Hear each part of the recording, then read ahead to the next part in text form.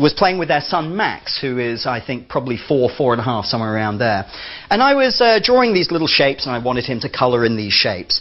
And I turned around and looked at this young boy, and he was sitting there smoking one of his colouring pencils. Now, I remember doing this when I was a child, but you see, I know where I got it from. I mean, everyone I knew smoked. All of my parents smoked, every adult that I knew smoked, and I was just copying them, trying to emulate them. But I'm thinking, where has Max got this from? Where on earth has he got this from? I mean, I doubt this little boy had ever even met a smoker. And then I thought about it for a minute, and I think, well, he's sitting in the back of Anne's Jeep in his little booster seat driving around the town. He sees people sitting in traffic smoking. He sees people standing outside office blocks smoking.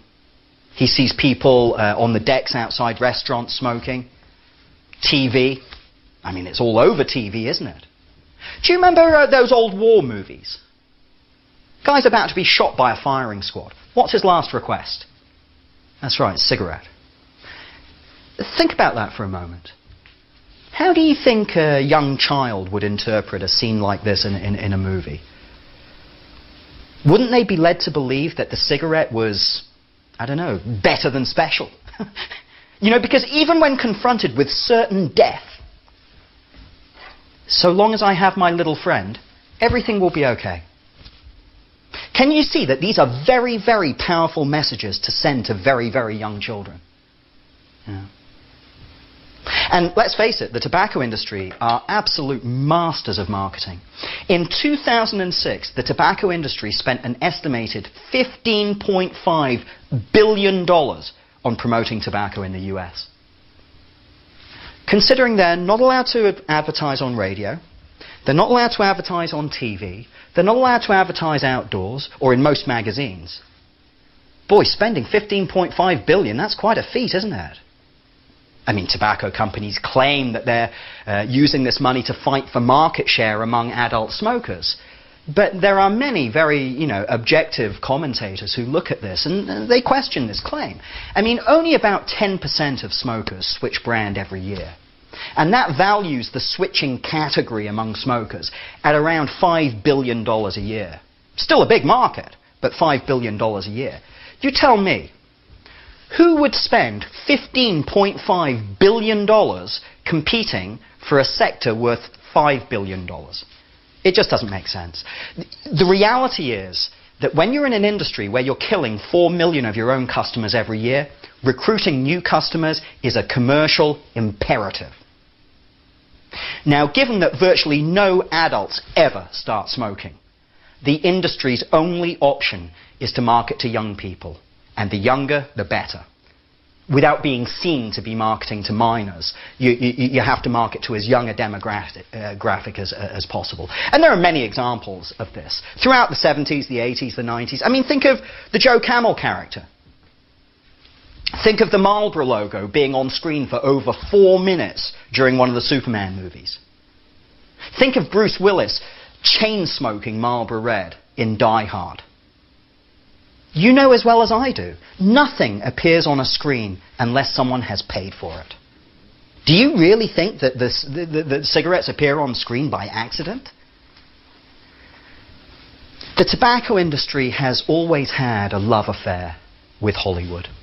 And it has always used Hollywood as the primary vehicle for communicating the glamour of smoking. I mean, think back to the old days.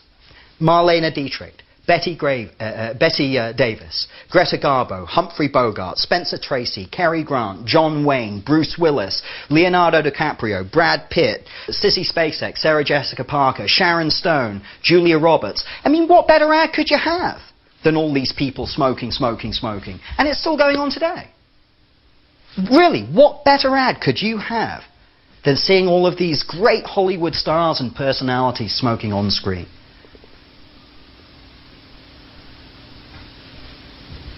I remember what did it for me. The opening sequence of Saturday Night Fever. John Travolta walking down 4th Avenue in Brooklyn, carrying 2 tins of paint, smoking a cigarette. I thought it was the coolest thing I'd ever seen. I couldn't wait to be a smoker. You might think that these days things have changed, but have they? I mean, I readily admit that you really don't see that much smoking in adult movies these days. But as I already pointed out, the tobacco industry is not particularly interested in marketing to adults. So what about kids' movies? Well, if we look at all of the top 50 movies that are rated G, PG, PG-13, we see that 73% of these movies feature smoking scenes in them. In fact, studies indicate that the incidence of smoking in movies now is higher than at any time since the 1950s. I will let you draw your own conclusions from this. So this is the part of the brainwashing that surrounds smoking. Virtually from birth, we are bombarded with these messages about smoking. That normal people smoke, that beautiful people smoke, that everybody smokes. And of course, smokers themselves drink the Kool-Aid too. You know, telling each other how they couldn't survive life without their little friend, how they need to smoke to relax or to enjoy themselves or to cope with stress, and of course how difficult it all is to quit. So on the one hand, we have these very uncool people, parents and teachers, telling kids not to smoke. But on the other hand, we have movie stars and rock stars and all of these people smoking their heads off. I mean, which one did you go for when you were a kid? I know which one I did. But you know the odd thing with the brainwashing? It really doesn't kick in until you start smoking. This might seem a very obvious point, but it's one, it's still worth making. Before you started smoking, you were perfectly happy to be a non-smoker. I mean, I think that we feel that we've been smoking so long that it's almost like we were born into the smoking ward of a hospital with a Marlboro light dangling out of our mouths. But we weren't. We put this thing in there. And you can learn how to take it out just as easily. You know, the reality is that it was only when you started to smoke that you started to depend on the cigarette in certain situations. Before you started to smoke, you were just getting through these situations on your own. And probably making a pretty decent job of it as well. It's worth bearing this in mind, and it's your 8th instruction. You've been a happy non-smoker before, and you can be one again. No one but yourself is forcing you to smoke this cigarette. No one. You didn't smoke during your early childhood, yet you cope with stress easily. I mean, let's face it, the majority of stress in life is created by change. And when you're a kid, everything's changing all the time. But you are perfectly able to cope with that stress, without the use of this drug, or any other drug for that matter. It was only when you started to smoke that you started to depend on the cigarette. You know the weird thing with these first few cigarettes, I think? Even for those of us who started as children, and I think what actually springs the trap for most smokers is not how great they are, it's how disgusting they are. If the first cigarettes we smoked were absolutely amazing, I think we'd be a lot more wary. People that have experienced with heavier drugs very often experience this. The drug appears to make you feel good, but then this triggers a logical fear. Hold on a sec. If something makes me feel this good, there's got to be a price. And many people realize the price is going to be too high. They never go near drugs again. They instinctively know this. But with smoking, it's the absolute opposite. For most young smokers, and by most I mean maybe 99% of young smokers, those first cigarettes are absolutely disgusting. And in our young minds, we just can't believe that we could get addicted to something so awful. The added fact that the cigarette doesn't even get you high, this is what seals the deal for most young smokers. Because they now feel very safe and very secure in the knowledge that they could never get addicted to a drug that A, is disgusting, and B, doesn't even get them high. What they fail to realize is that pleasure does not necessarily equal addiction. We see smoking those first cigarettes in much the same way that we see other adolescent activities. Your first alcoholic drink, the first time you drive a car, your first sexual experience, the first night out with friends, and so on. We see this as a kind of fairly innocent rite of passage, I beg your pardon, but we now know something very different. That first that child, that young child, is taking their first dose of this extremely addictive substance.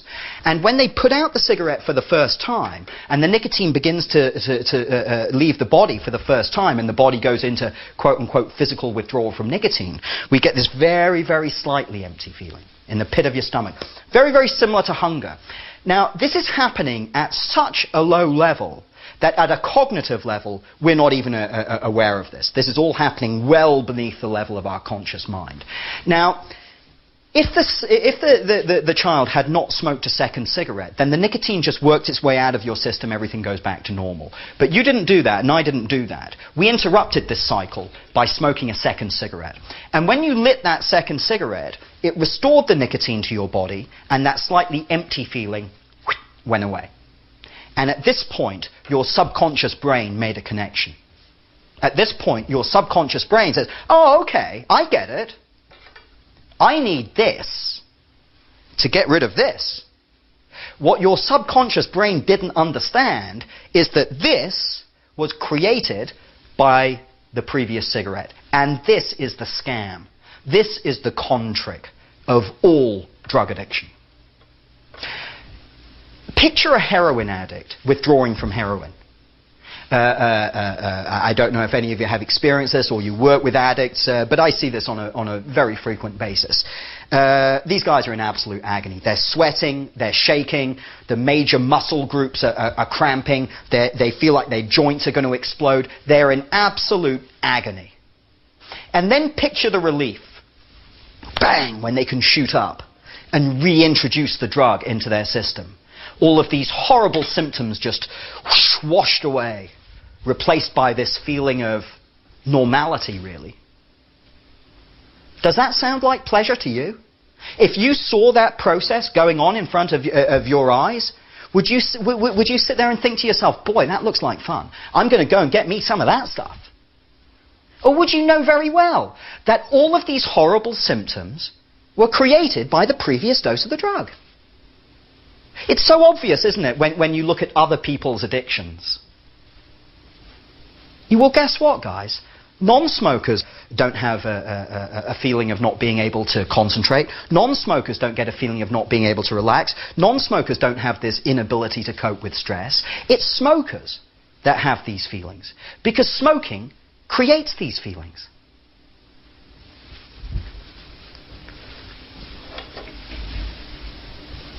The first cigarette of the day illustrates this illusion perfectly. For many smokers, it's the most important cigarette of the day. It's not often a particularly enjoyable cigarette, but it's often the most special. And the reason for this is that when we wake up in the morning, we go through a process of removing aggravations that have built up during the night while we've been asleep. So you have a full bladder, so you go to the restroom. You feel a bit dopey, a bit sleepy, so you splash some water on your face, or you jump in the shower. You're hungry and thirsty because you haven't eaten and drunk for several hours, so you spark up some coffee, or you grab some juice, or whatever.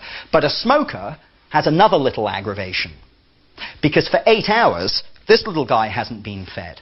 And until you feed him, you're going to feel very slightly anxious and edgy. So we smoke to remove these feelings. And by removing these feelings, now I feel like a non-smoker. We're back to this idea of smoking to try to feel like a non-smoker.